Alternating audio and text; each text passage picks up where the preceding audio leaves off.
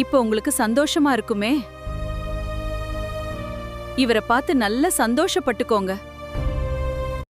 சக்திவேல் இருந்துட்டு ஹாஸ்பிட்டலில் உட்காந்து பயங்கரமாக அழுந்துட்டு இருக்காங்க. வடிவு இருந்துட்டு கதிரு என்னை மன்னிச்சிடையா அப்படின்ற மாதிரி சொல்லிக்கிட்டு இருக்காங்க.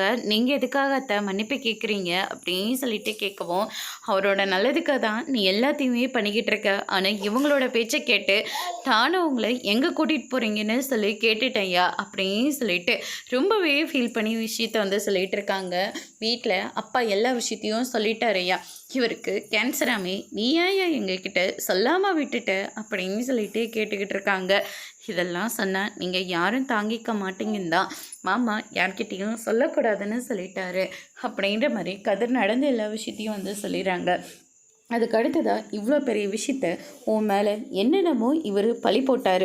ஆனால் எல்லாத்தையும் தாங்கிக்கிட்டு அவருக்கு கொடுத்த வாக்குக்காக யார்கிட்டையுமே எந்த ஒரு விஷயத்தையும் சொல்லாமல் இத்தனை நாள் அவரை கண்ணும் கருத்துமாக பார்த்துட்ருக்கே.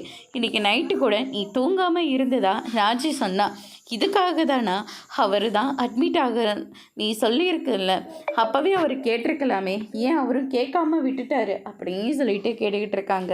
இல்லை மறுபடியும் எனக்கு ஏதாவது பிரச்சனை வந்துடுமோன்னு மாமா பயந்துட்டாரு, அதனால தான் ஹாஸ்பிட்டலில் அட்மிட் ஆக மாட்டேன்னு சொல்லிட்டாரு. நானும் என்ன பிரச்சனை வந்தாலையும் பார்த்துக்கலான்னு மாமா கிட்ட எவ்வளவோ சொல்லிட்டேன். ஆனால் மாமா கேட்குற மாதிரி இல்லை. ஆனால் இப்போ பாருங்கள் அப்படின்ற மாதிரி சொல்லிடுறாங்க. அதோட இன்னைக்கான பிரம்ம முடிச்சிருக்கு.